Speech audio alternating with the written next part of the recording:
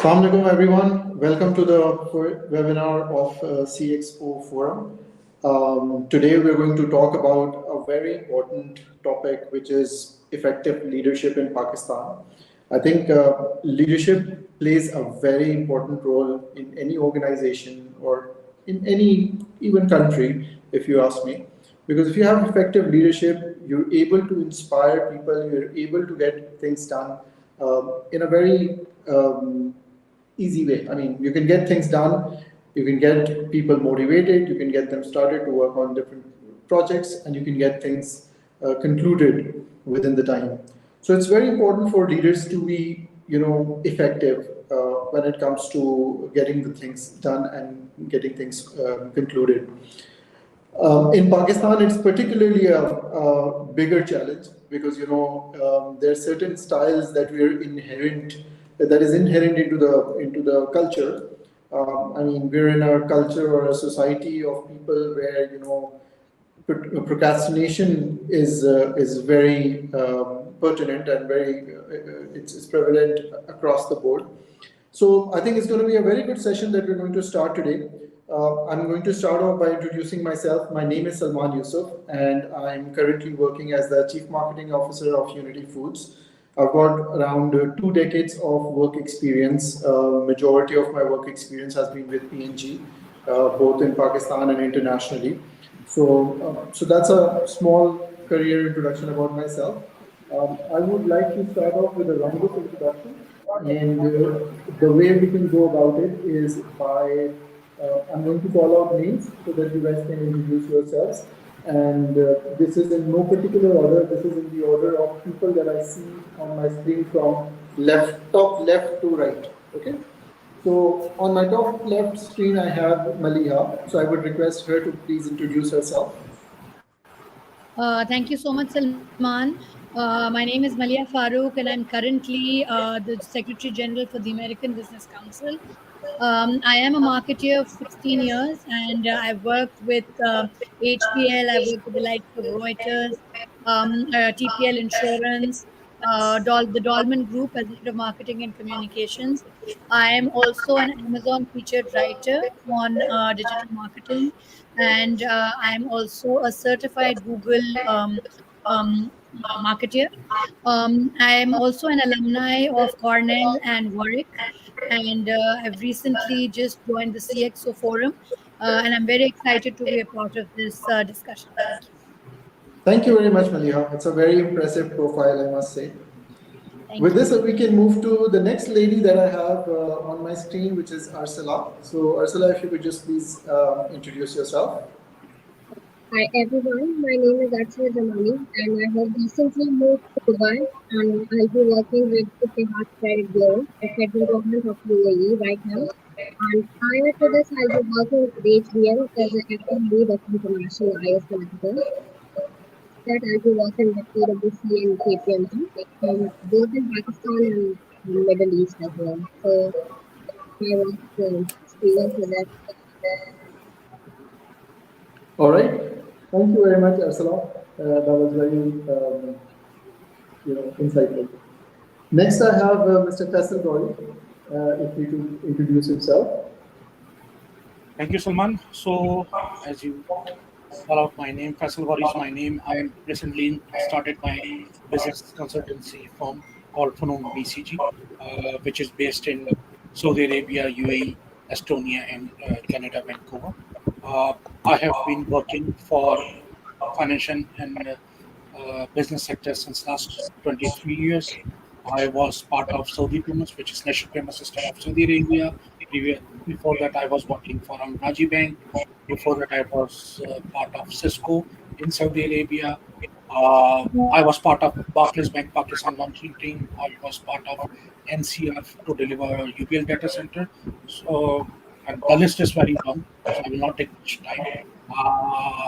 That's my introduction. Currently, for education perspective, I'm pursuing my PhD in cybersecurity. Very nice. Again, very impressive. Thank you very much, Faisal. On my screen that just flashed up is Mr. Kashif. So, Mr. Kashif, if you could just please introduce yourself. Assalamu alaikum all. Sorry to being disconnected. I'm sitting at the Karachi Jinnah Terminal. My name is Kashif Siddiqui, SVP IT Governance, Khushali being Islamabad. Just landed in Karachi from Islamabad, and I have around 20 plus years experience in audit, security, IT governance, project visiting faculty at different universities like Zabis, FAST, IBA, KEET, Maju, consultant, trainer, certified in project management, audit, like CISA, COVID certified assessor, implementer, and CGIT as well. Thank you. Very nice. Thank you. Nice and short. Next, I have Mr. Atif.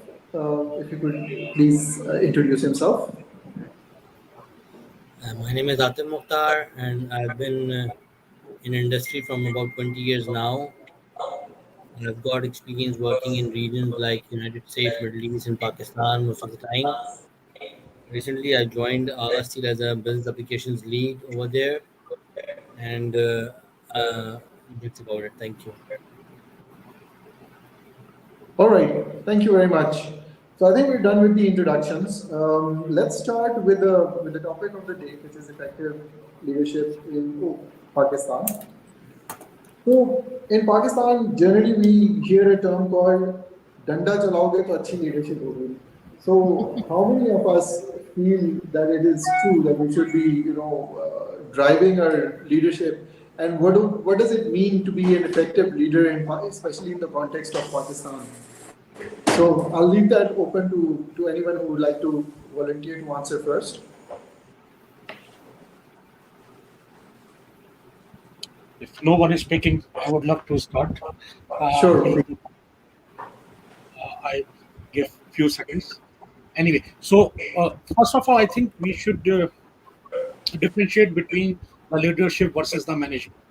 So most of the time, especially in our culture, we make both of the roles, and most of them we are doing the both of the roles. So we sometimes I feel that we are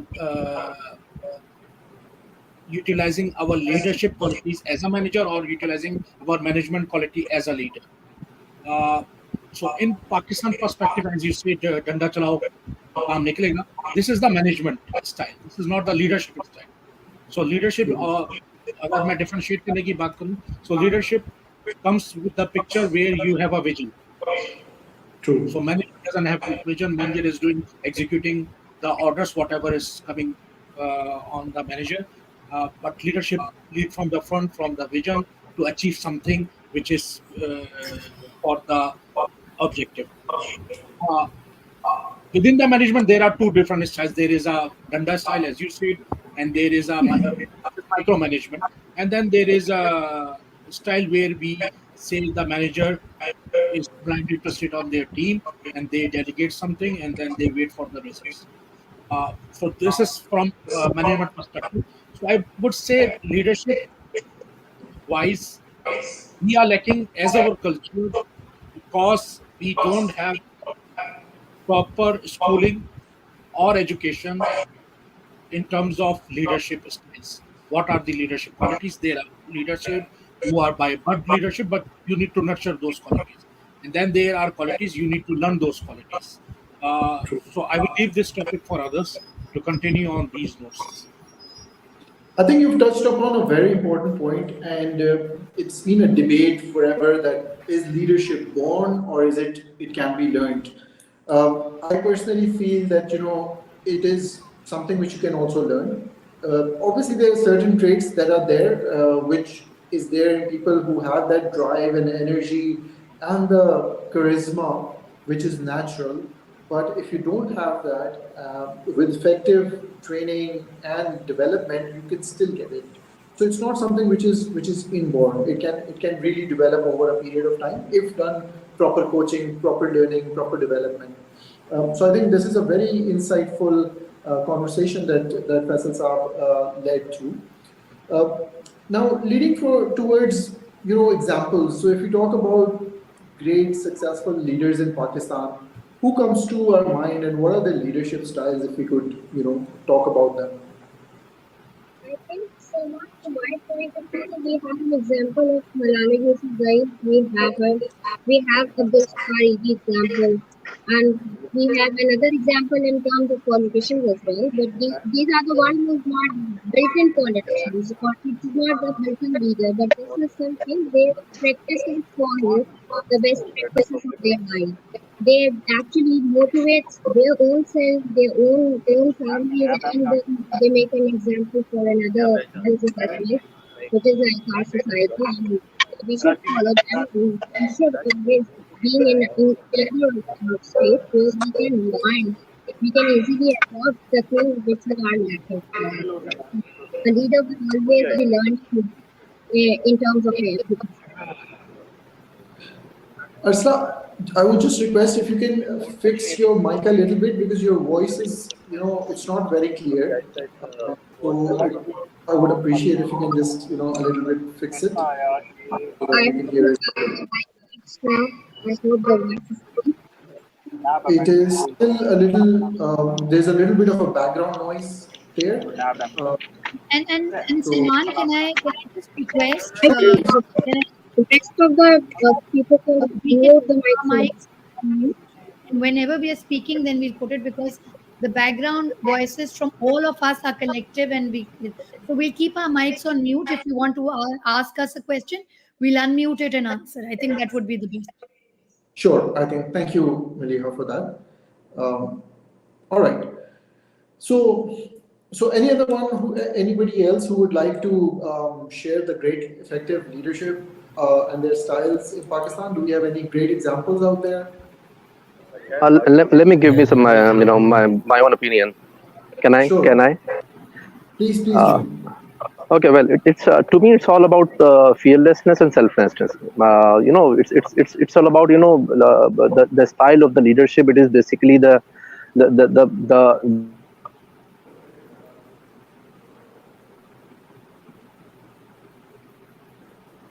I think we lost Kashif Saab. Salman, let I me want tell to you. say something. Sure, please go ahead. Okay, yeah, you While go for it. Yousaf is coming on, like I think we've touched upon a really good point with nature versus nurture, regarding and all of the examples that Arsala has just given are combinations of leaders who've actually had those traits, but at the same time they've nurtured them, and they've reached a point, and having been in the management, जैसे फैसल साहब ने बोला, for a long time, I've realized that it's not only the job of the team to nurture themselves, to sort of understand the boss's leadership style, but it goes two ways, where you've also got to understand your team and their capabilities, and then probably tweak your leadership style to resonate more with them. True. I think this is very interesting point that you've raised, Maliha, um, because yeah, I mean, nurturing the talent which you already have can only make you become an even better leader in the future and in the society. I think in Pakistan, what do you guys think are the unique challenges or opportunities for the leaders in Pakistan, especially in the current socio-political landscape where we see, because at the end of the day, I mean, we do have political leaders as well, and there are leaders, and good or bad, I'm not debating on that part, but we generally end up taking inspirations from people, right? So in that context, what do you guys think is the unique challenge that we in Pakistan face as leaders? Oh, Atif, let me if you would start. like to contribute something on that? Yeah, am I audible to you guys? Yes, please. Yes, you are. Okay. So I would suggest we need to trickle down this leadership into more manageable chunks, because leadership is a very general terminology that can be leveraged in many fronts. We can have political leadership, we can have white collar leadership, we can have similarly other leaders are also there in our existing environment. So what I would suggest is if we trickle it down and we say we are in a very global world right now, it's happening like tug of war is being happening. People are trying to mm, make lobbies, making governments friends of each other. So in this situation, Pakistan has a vital role to play because we have enough. We have quite a few amount of population with us, which has the driving force of any country. We can motivate or we can engage other countries into our side of leadership, which we want. So in political situations, socio-economics, if we say, Pakistan has a very vital role to play, and people are looking towards us to uh, give them some kind of a helping hand, not like a power. We won't say that we become a Pakistan Asian tiger right now, but what I would suggest, we can become a helping hand to other partners who help us achieve their side of objectives. So this is what I would suggest. Like Pakistan needs to play a socio-economic role in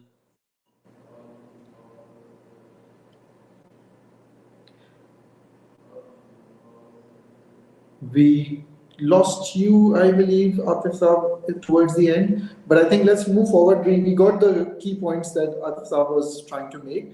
Um, I mean, one thing which I wanted to check. So, has the definition of leadership evolved over the years in Pakistan, especially? Do we feel that way? Maliha, would you like to comment on that? Absolutely, Salman. I think leadership, the term leadership has evolved over the years, even in terms of Pakistan and even in terms of any other geographical location that we see. And I feel that there are certain factors that have actually influenced this a lot, especially the fact, and I would like to touch upon a few, which is technology and communication. The world has all become very, very integrated. It has become very united in terms of technology and communication, and it has definitely changed the way leaders communicate and interact. For instance, effective leaders they now need to leverage technology offline, online. We are having this on StreamYard, which is again a technological tool to sort of have a conversation with their teams or to make informed decisions. And the other thing that I feel that has really, really made leadership evolve is the fact that new leaders are expected to be very social and environmental responsible. You are not just only supposed to look at the bottom line. You're also supposed to look at being environmental, very conscious, giving back to the economy, being very socially responsible, looking at sustainability and addressing those social issues. And then the other thing with which it has actually evolved is gender equality, which Arsala and I will definitely vouch for in this forum as well, which is that now we're having those conversations regarding how do you expect to sort of promote women's rights in leadership and enable them to take on these leadership positions. So I think it has evolved, and these are some of the key reasons why I definitely feel that this shift is very, very evident. That's very, very true. I mean, especially when you talked about the part of the technology taking the lead and also the women empowerment getting recognized in Pakistani society as well. I think these are important points which has shaped the way we see leadership in Pakistan. But I mean, another thing which we should discuss is the culture, because in Pakistan there is a certain culture that's prevalent in the society, where if I talk about the level 5 leadership, that doesn't exist. People feel that people who have that level 5 leadership are timid, or they're people who are not inspiring. Although if you move to other societies of the world, you will find the best kind of leadership being the level 5 leadership. So what do you guys think? I mean, what shapes the traditions of the leadership style within Pakistan? And what kind of a leader is a leader in Pakistan? Let's put it that way. So, Faisal sir, would you like to throw some light on this? Before commenting on this, because Malia touched few of the points I was planning to discuss as well. So the diversity and inclusion or gender equality perspective. So as per the survey, we have only 8% CEO are women in Pakistan. So this is, I'm just giving you facts and figures. 49% of Pakistan population are females. CxO Global, we are part of that. There are 900 plus members, 150 are females. So we are talking about the equality is very imbalanced actually. So first of all, we need to work on that, how to bring that in the power where 49% of the population come into the picture as a leader and start driving the country and the organizations. So this is one side.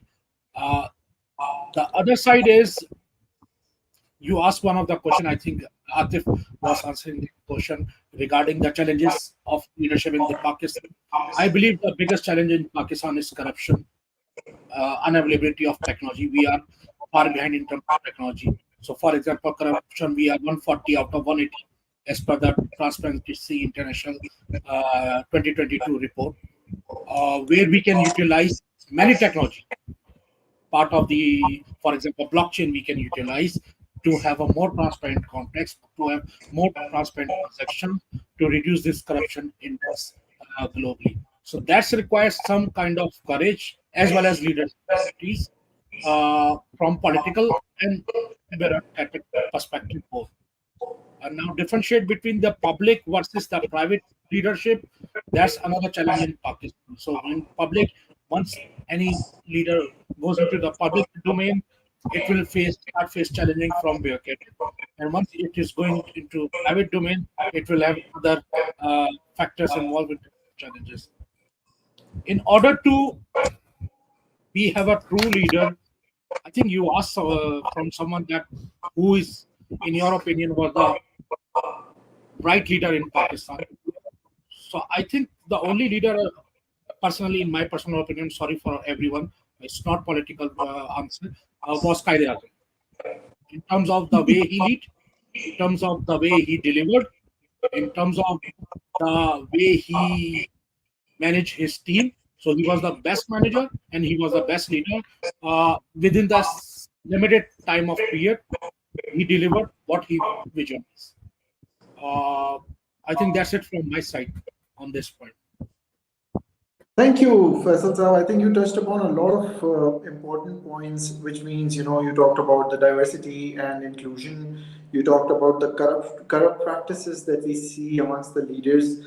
And, particularly in Pakistan, you see that a lot, which is incorrect because that paves ways for the new generation to come. They get inspired with the kind of leaders that we see in the private sector as well as in the government sector. I mean, that's something which sets very wrong examples in the country. And whenever and whoever gets a chance to become a leader tries to imitate these practices. That okay, fine. Now I've become a leader. I'm going to make money out of it. I'm going to take advantage of the situation that I have been given, which is very wrong, which is contrary to what the role of a leader or an effective leader is. So the leader is making money because they invested something, so they have a ROI. They need to recover what they have. Yeah, That's the mindset we have in political leadership. I completely agree and I understand what you're trying to say, but see, the thing is that this is we're getting into political discussions, but I don't want to get there. But even if you talk about public sector leadership, even in those areas you will find such practices happening in Pakistan. So because they learn from the leaders that they see in the country, they just take the same habits and practices and apply it over themselves. Although an effective leader, because that's the role of a leader, is to demonstrate or be at a pinnacle of integrity, because that's what the leader is all about. Otherwise, if he's the one who's driving corruption in the organization or even in the country, everybody else is going to do the same, and that's what we're seeing. Unfortunately, what's happening in Pakistan, which needs to be corrected for sure. So we've talked about a lot of things right now. I want to also, and generally when we talk about leadership, we talk about the glory and the great things that happen and comes with it. But I would also like to talk about failures. So, is there any leader? I mean, we cannot name that person. I mean, we can just probably talk about that situation. In your opinion, is there any failure or a failed leader that we have in Pakistan, or you would like to talk about that? Ideally, from a corporate sector, if possible, and not go political, because that becomes very controversial.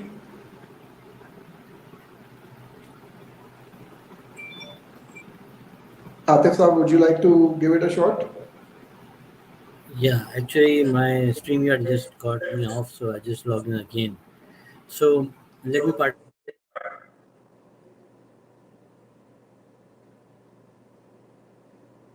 Yeah, I think we lost him again. Yeah, till the time we connect back with Atif Saab, is there anybody else who would like to contribute? Arsala has not spoken, so I think we should direct this to her. We've all been talking, and she's just been very patiently listening to us. So, Arsala, would you like to? Well, yeah, I thank you so much for this thing. Actually, to my point of view, we have everyone. We have a corporate sector experience, and we already have a corporate leader. I truly believe that my HBL experience, my ex CISO, is one of the great example for a corporate leader as well, because we are on. I can even name them, that is us. And to my point of view, he is one of the great leaders because he always look after to the people. He always value the people. He always value your point of view, your opinion first. After that, they will be putting your organization pressures and something, but they are the one who will be standing for yourself as well. So we already found these kind of examples, the one who is not highlighted by an international forum, but is the one who can do it. Or in our UAE, we have certain examples with us, like Pandopi. So he is one of the CISOs here. So these are one of the examples which is not being highlighted in terms of political, but they are the one who will be emphasizing their investing in their people.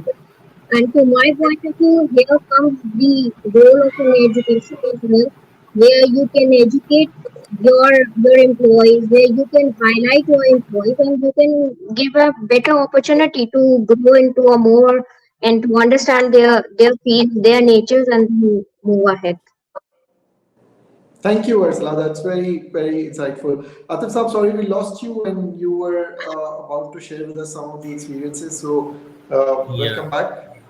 And if you can continue from where actually, you what I left. was saying, I don't know whether you guys heard me or not because I just got disconnected again. So my thought was, we need to understand the criteria of the leadership. So if you have a criteria, you can define whether a person or a person qualifies to that criteria or not. So if you have a criteria that a person is a very well spoken, he goes to the audience and then charismatically he conceives his idea and he presents very well. So this is one of the criteria. The other criteria would be a leader needs to have a followers. If there are no followers with you, you cannot be a leader. So in third criteria would be, a leader is always chosen. It's not like you cannot autocratically impose a leader onto a generation or audience. So that's what I would suggest. Okay. So, you've touched upon some of the very important things. So, do you think that a leader must have followers? You said yes.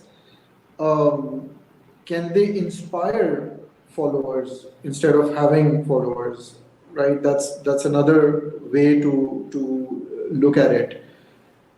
Yeah. So, because if you're an inspirational leader, people would want to follow you rather than you want them to follow you. So that's again a cultural thing, and also something which comes with training and development, with spending some time understanding different people's needs.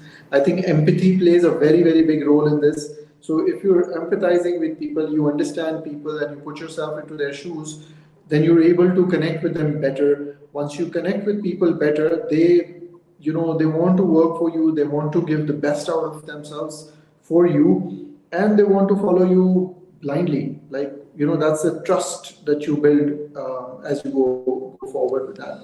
So I think that's something which you touched upon really well. Moving to something which we discussed about diversity and inclusion, I wanted to talk and check with the two ladies that we have in the room. So we've got quite a balanced, gender equality in the room. And I wanted to check in Pakistan, what are the barriers that they have to overcome as ladies or women leaders in the society? So if Arsala and Maliha can contribute to this, we would be very, it would be very helpful. Okay, So Arsala, Maliha, would you you want like to to go go first? first or should I just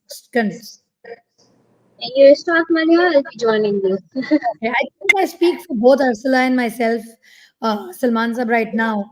That this is when you say what challenges you face. I think these challenges are completely ongoing, and it has not. These challenges have not. They've reduced to a level, but they have not completely gone away. Um, for instance, I still have to compete with my male peers when I'm negotiating a salary, when I'm negotiating a project, when I'm trying to ascertain certain skills, a skill set that I have or I possess, and I still have to have, a very limited, if I may say, share of the pie, because I still have to compete for it. So I think these challenges are constantly there, and one of the challenges and these challenges are probably one can say, attribute these to the fact, like Faisal Saab said, that 8 or 9% of the women are CEOs and the rest are males. So these challenges probably can also be associated to the fact that obviously they are in majority and all that. However, there is one challenge that I face as a woman from women, and that is that we don't advocate women empowerment enough. And I have seen this with my own eyes, and I'm not going to take any name, where women reach a certain leadership level, whether it is 1% or 2% or 3%, their goal is then to join the male race into leadership rather than helping the other females get onto the bandwagon. Um, and this is something that I have faced and something that I have major issues with. But then this again drills back to the fact that we have been conditioned as women in Pakistan that we have a very limited number of job roles that we can do. And all very, very narrowed down to the level of going up to a CEO level or even a C-suite position. So when you are conditioned that way, you automatically behave in a way that you sort of close options for other people because you don't want that competition to intensify. And it is very cutthroat. And these are some things that I've faced, and I'm very sure that Arsala has faced these too. Arsala, would you like to add on to that? Yes, Maliha, definitely. Towards my technical career, because I'll be working for information securities and cyber security. So, this field has always say everybody will say this is the male dominating field. You cannot be a leader of one of the team, or otherwise some of your peers or your colleagues will always say कि लड़की है तो इसको technical काम कहाँ से समझ में आएगा. So these kind of comments, compliments we said will get it done with our male society as well. Where not just a male, including the females as well, there will be a lot of selling options out there. So they do that way. So that will be a very challenging as well for us, because we need to balance each and everything in that way. And everybody was expecting additionally from our women that we are the super women or we have a superpower, so we'll be managing home as well and we're managing work as well on the same time. So Absolutely. this criteria is absolutely rely with the women's only. But nobody from the men's side will ask you, okay, you have to manage your home as well and you have to manage your work as well. So this is one of the we face the challenges. Yes. No, I completely agree on that part that, women, and I have a lot of appreciation for the women who are in the leadership position or, in fact, even in the corporate world because they have to work double big at home as well, and at work, and nobody is giving them any leniency or any grace points for doing either of the jobs. So it's hats off to the women of Pakistan and worldwide who manage and juggle things so well that they're able to drive things so in such a balanced way that they're giving time to the work as well as they're managing their families and home, which is obviously very, very commendable. Uh, Leading from this, one of the questions that I had in my mind is, how do you drive trust amongst your team members as a leader? So, do you guys have any experiences in doing that? Is there any a case study or any story that you guys would like to share? Faisal sir, would you like to shed some light on this? I'm sorry I'm putting you on a spotlight, but I know that you would be able to do this. The question here is this specific to diversity and inclusion you are talking, or this is generic? This is Because general. I in mean, inclusion, we have very strong use case as of now, where I am living, which is Saudi Arabia, where used to be no women was allowed to work, no women was allowed to drive, and there is a 180-degree flip and very strong use case. And for example, in my previous organization where I left last month, we used to have uh, males was in minority than females. And one of the reason why we were in minority, because the KPI set by organization that having one female is equal to two male, they have getting more incentive. They are getting, so we need to drive that through in our country. Very strong use case we have, where we need to make sure that organizations are getting incentive by hiring a female. That will nurture the leadership within the women empowerment, and that will give us in balance and parity towards the balanced parity, where we will have 49% of population will be in power. If not 89%, at least if they will reach to 30 to 35% is more than enough, just to start with. To bring that trust between your leadership, definitely the transparency is the first.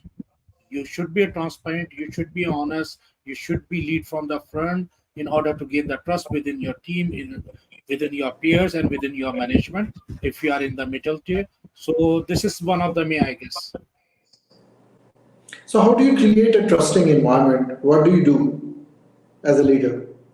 As Maliha sir mentioned earlier, that you need to a good listener. You need to listen to your team first. You need to make sure that they are feeling comfortable with you. So you are building the trust between your team and your followers, and then you will start executing your strategy or your policy accordingly. Sometimes leader need to modify their strategy and based on their followers, based on their team as well. Salman, can I add something here? Can I Please, add please something? do. Sure. You see, I also believe that, trust is not something that comes overnight, right? But there are certain things that can sort of speed up the pace of getting that trust. And one thing that has really worked with me, with my teams, is trying to understand the work that my team does. I'm Everybody obviously, like when you look at marketing and when you look at digital marketing, it has different categories. Like one person can be an SEO expert, one person can be a graphic designer, whatever. So the leader can't be an expert in all that, and we understand that. But if you spend some time with the team trying to understand what they do, if they are facing any challenges in their work, and if anything that you can do will sort of ease that work for them, I think that really helps, because when they share what they're doing, because obviously they're doing it because they have a passion and they own that work, right? When you become a part of it, when you share that passion with them, I think trust subconsciously develops. I think it's a very important point that you've raised, Maliha. I really completely agree on that part. I think Arsala also wanted to add something to this.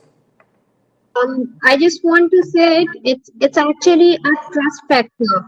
If you are trusting your team more than yourself, or you are emphasizing your team and you're taking ideas, you are communicating them on a very frequent basis, not just to pinpoint anything, but you can accept that idea, or you can allow your team to think about it. After that, we'll have a team discussion, and then we'll all discuss into one game. So that will be a easy go challenge. So everybody can trust as a team, and they can work as a team for their own responsibility. Very true. I mean, you have to create a trusting environment to be able for people to trust you. I think one of the things that in my career I've seen is that if your leader is a fair leader, it is more likely that the team is going to trust that person, regardless of how strict or otherwise that person is. If he's known for his fair practices, so he's not biased, he's going to give credit where it's due. So generally, then you have a trusting environment, or you call it. You can also call it a safe environment where people can trust each other, and also trust the leader, because he's known for his or her fair practices, which is extremely important, especially in the context of Pakistan, where we see leaders not being so fair for multiple ways, right? So I think that's also very important, because that helps drive team. It drives the close team environment and the trusting environment that the team needs to work optimally. The other thing which we were talking about was what are the key practices or the best practices that Pakistani leaders need to have. We've touched upon a few. We've talked about the trusting environment. We've talked about being fair. We've talked about not being corrupt. So, what else can be attributed to the best practices of Pakistani leaders?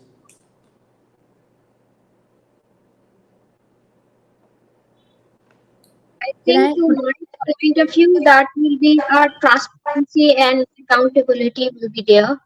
Transparency and accountability, the knowledge they are transferring to their own members, and they are promoting their educational skills, they are developing their professional skills more, so that will also add value to them. Mhm. Maliha, you would like to add something? I just wanted to say that a best practice that I usually see in international leaders that I would also like Pakistani leaders to have is community development. And I'm not just talking about one community and their development, I'm talking about a community cohesion where you are actually, whether it is arts, whether it is tourism, whether it is anything that you're passionate about, pick a community, whether even it's a marginalized community.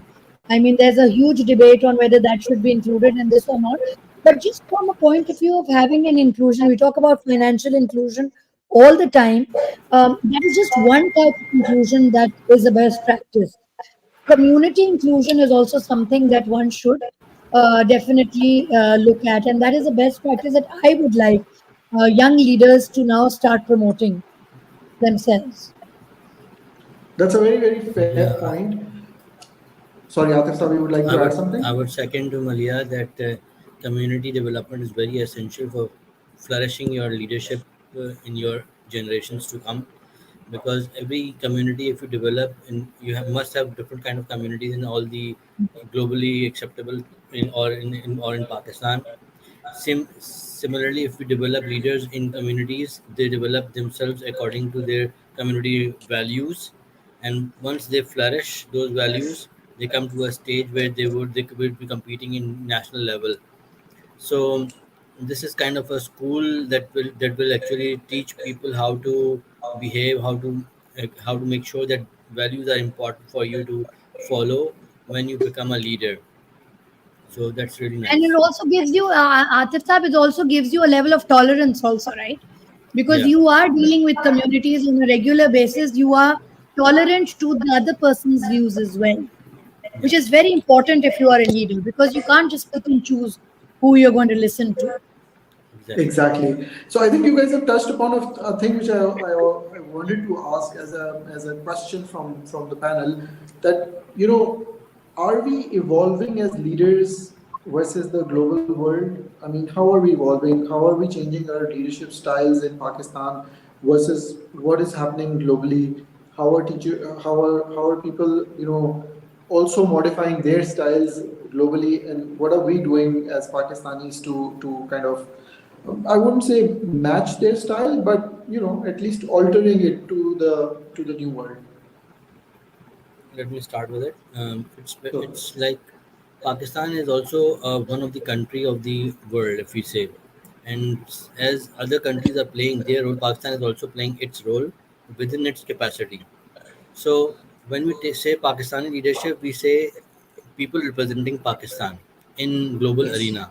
So these people, whether they are bureaucrats or they are politicians or they are even in armed forces or anything else that gives you the opportunity to go and talk to international level people. These people are actually the people who are actually telling people how Pakistani lives their life. So, in this kind of a situation, Pakistan leadership is also evolving like other leaders all over the globe. In this evolving, I would suggest Pakistan has always adopted a strategy that they would say Pakistan is a very literate kind of a person when you talk to a leader in Pakistan. It's not always like you are talking to somebody who is a very jahil kind of a person coming from Pakistan. So when you this is the kind of reputation that you have built from your evolution since the beginning. So we have to take this reputation ahead of us and then consolidate and build upon it. By doing that, we can say we can adopt technological solutions which can help us evolve more fast, or we can compete in global arena. That's what I would suggest. Mhm. That's very pertinent. So when you talked about leader being a very cultured, well learned person, is this always the case? Because to me, even a Maulvi of a masjid is a leader, because he leads the society. He leads a certain society. Whoever he can influence, he's leading them, right? People go up to him. People ask him questions about various aspects of life. So, Like even if you talk about Maulvis of the society, we have Mr. Taqi Usmani Sahab. So he is actually representing Pakistan in global arena when you talk about religious aspect of things. So there are certain elements in every community that needs to be addressed, and certain elements which are actually representing you as a whole nation. So we need to look at the true. positive side of it, not the negative side of it. Yes. Absolutely, yes. That's exactly where I wanted to get to. That it can be anybody who can be a leader, because even if you ask me, a shopkeeper who's an owner is the leader for his team, right? Because he's got shop boys who are picking stuff up. He's kind of a leader for his shop. Similarly, it can be anybody, right? In their own arena or in their own role, they are leaders, and for them to be practicing the best practices, that, I mean, it can only help them drive their businesses or whatever they're doing better, if they're a better or effective leader. And that's what it is all about, because it's something which inspires people to deliver what needs to be delivered.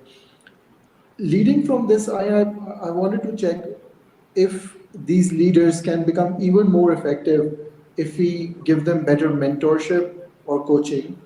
Uh, what role would that play? I mean, what do you guys have a opinion on that, especially in the context of Pakistan?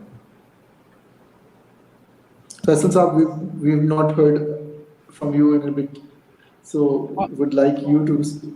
Pakistan, it is very difficult for me to comment because I am out of Pakistan since many years. But I would say definitely coaching and mentorship is already there.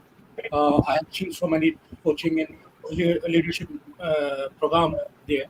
I've been trained as a leadership from neighboring country of Pakistan, surprisingly, a few years back from Indian Leadership Academy.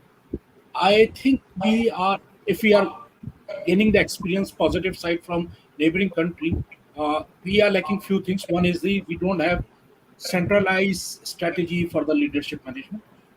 We should have national strategy how we are going to grow our leaders in next 10 to 15 years, what in what which sectors, what will be their roles, who will do what. So this is not clear in terms of collaborative strategy. Organizations wise, corporate wise, yes, it is there.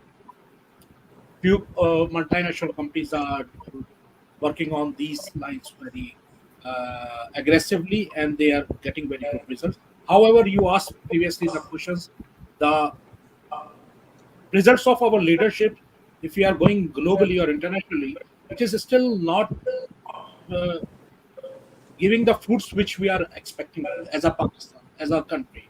So if we compare to other part of the world, so for example, I'm in Saudi Arabia. How many Pakistani leaders are here? In terms of corporate leaders, I'm not talking about political leaders. So how many other countries leaders are there? I can name it. Yes. So we should grow. The results will come once you will see that we are CEO of X company, we are CFO of X company, or we are something in here and there, which we are not. Still, we are lacking a lot. I think this is missing the strategy as a country, not as an individual. That's a I very, think very valid. I completely agree with Faisal Saab.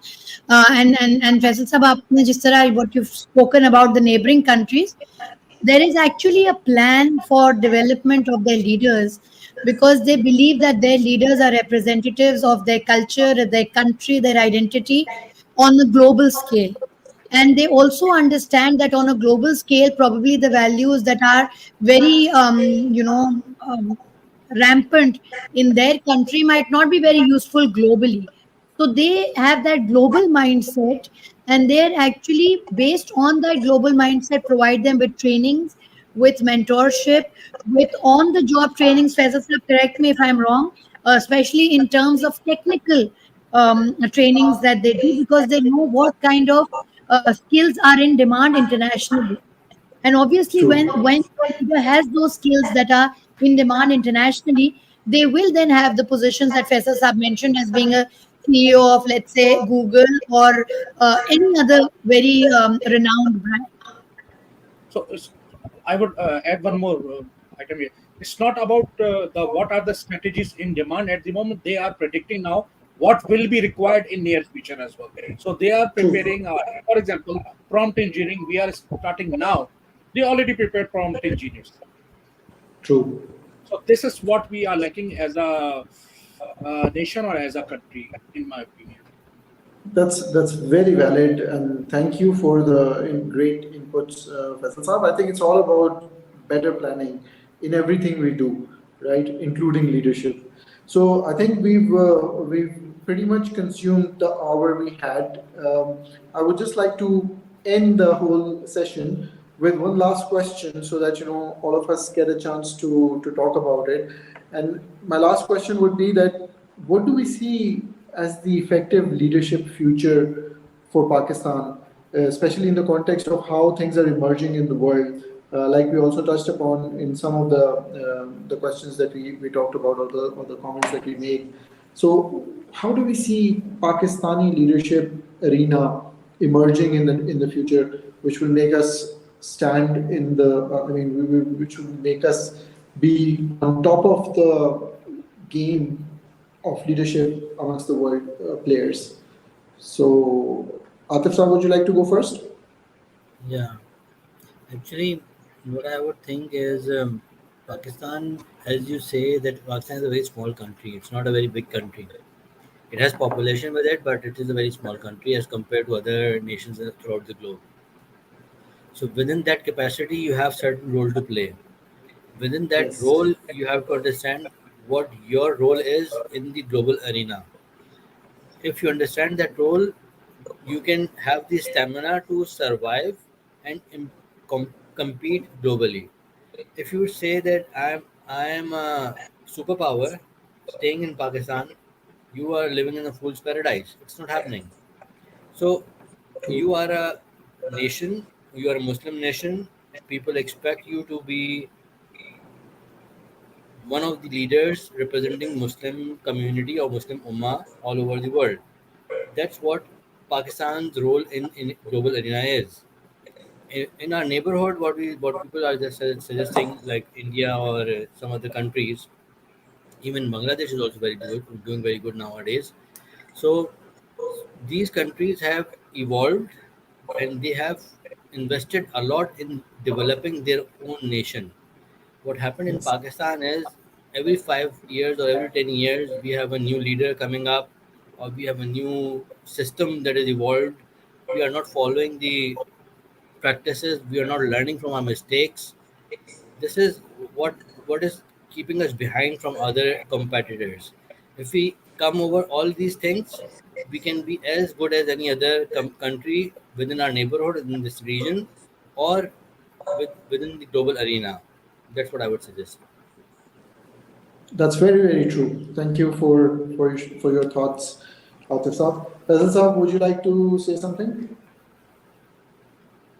I would partially disagree with Atif on a point that Pakistan is a small country. Pakistan is fifth largest nation in the world as a population out of 195 countries. So we are talking about fifth from 195 out of 195. So Pakistan has a big role. Then out of 195 means 190 countries behind. So we are a bigger role in the picture. We have not only, I will not say from religious perspective, I would say corporate perspective as well. We are lacking behind earlier the strategy we should have for our leadership, uh, how we should grow, how we seek our leaders in next 5 to 10 years. We don't know. Uh, One of the example, if I will go to hire someone now, I can go to one of the government. They will give me entire skill set of that country. They have the list. In Pakistan, do we have? No, we don't have. So this is one of the smallest example in terms of how nations are growing and where we are going. Maliha, would you like to give us your parting thoughts?